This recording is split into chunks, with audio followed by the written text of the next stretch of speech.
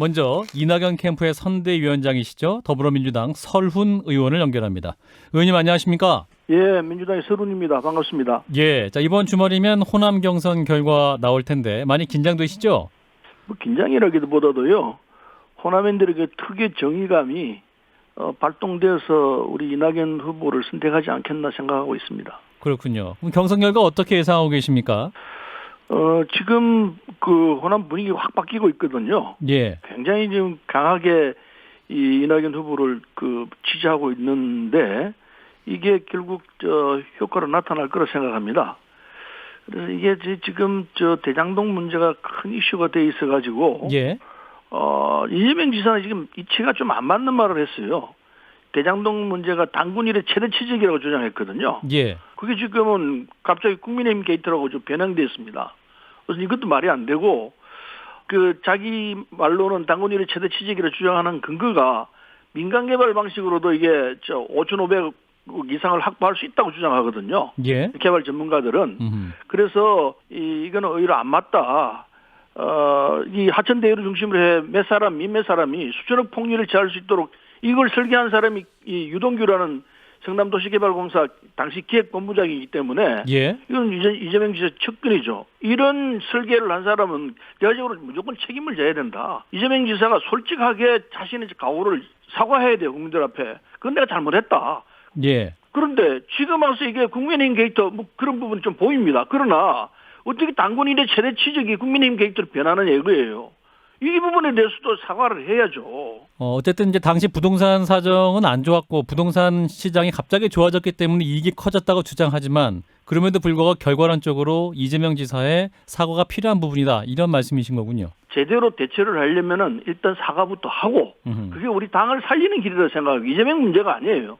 지금 이 사건으로 인해 가지고 우리 민주당 전체가 지금 지지율이 떨어지는 상황에 들어갔기 때문에 이 책임은 이재명 지사가 피할 수가 없죠. 이런 와중에 이제 국민의힘에서는 이 특검 혹은 국정조사까지 해야 된다 이렇게 주장하고 있는데 의원님 입장은 어떠세요? 검찰 수사와 경찰 수사가 지금 진행되고 있기 때문에 그 결과를 보고해도 늦지 않습니다. 예. 지금 하고 있는 이 수사 자체를 그냥 무화시키고 특검으로 바로 간다는 것은 성급한 거죠. 저는 그거 반대하고요. 일단 이 상황에서는 검찰과 경찰이 제대로 수사를 하라.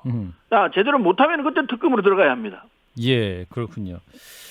자, 한편 이제 이낙연 후보로서는 역전 발판 마련을 위해서 이 투표율이 중요한 상황이지 않습니까? 그런데 이제 예상외로 권리당원 투표율이 좀 낮게 나타나고 있어서요. 이 부분은 어떻게 보고 계세요? 지금 대장동이 상황이 우리 호남에 있는 우리 지지자들의 투표율을 떨어뜨리는데 심리적 영향을 미칠 거라 보고요. 그러나 이낙연 후보를 지지하는 분들은 골든크로스까지 갔거든요. 예. 이재명을 추월한 상태까지 갔기 때문에 그럼 이번에 한번 해보자는 입장에서 투표를 다 하라 들어갈 거라 생각합니다. 그럼 이재명 후보에 대해서 기대를 걸었던 분들은 실망해가지고 투표를 안 하는 가능성이 있다고 보는 게 상식적인 평가일 거라 봐서 그럼 아직 남아 있습니다. 아직 ARS 투표가 남아 있기 때문에 결과를 보면은 투표는 조금 더 올라가지 않을까 생각합니다. 투표율이 저조한 이유 자체가 또 대장동 의혹도 큰 부분을 차지하고 있다라고 분석하시는 겁니까? 그렇습니다. 굉장히 많이 차지할 거로 생각합니다. 그래서 이재명 지사를 지지해야 되겠다 싶은 생각들이 사라졌지 않겠나 하는 생각을 합니다. 그렇다면 이낙연 후보가 이제 호남 경선에서 무조건 승리를 하시되 몇 % 차이 정도 이길 거라고 보십니까? 과반도 가능하다? 10% 이상까지는 이길 거라고 봅니다. 10% 이상 차이로 이낙연 후보가 이길 것이다. 네. 네. 그럼 결과적으로 어떻게 진행될까요? 나중에 이제 3차 슈퍼위크 이후에도 결선 투표까지 갈 수 있을 것이다. 이렇게 예상하십니까? 결선 투표가 간다고 봐야죠. 이 영향이 호남뿐만 아니고 전국에 영향을 미칠 거라고 봅니다. 수도권에도 영향을 미치고 다른 지역에도 영향을 미칠 것이기 때문에 이 결과를 놓고 보면 우리가 지금 11만 표 져 있는 상태인데 예. 전체적으로 보면 이걸 극복을 하면서 결선 투표는 틀림없이 갈 거라고 보죠. 성남시 대장동 개발 의혹이 어떤 수도권, 서울 경기까지 쭉 영향을 미칠 것이다. 저는 그렇게 봅니다. 예, 알겠습니다. 자, 마지막으로 이낙연 캠프에 가고 유권자들에게 한 말씀 해주신다면요.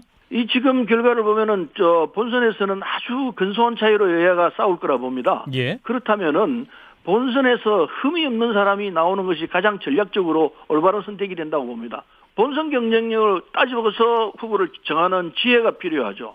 우리 민주당 지지자들은 그런 지혜가 있기 때문에 틀림없이 이낙연 후보로 결정을 해서 우리의 후보로 내세울 것이라 생각해서 특히 이제 그게 광주 호남에서부터 그 결정을 할 것이다 봐서 기대가 되는 바입니다. 예, 말씀 여기까지 듣겠습니다. 고맙습니다. 네. 네, 지금까지 이낙연 캠프의 설훈 선대위원장이었습니다.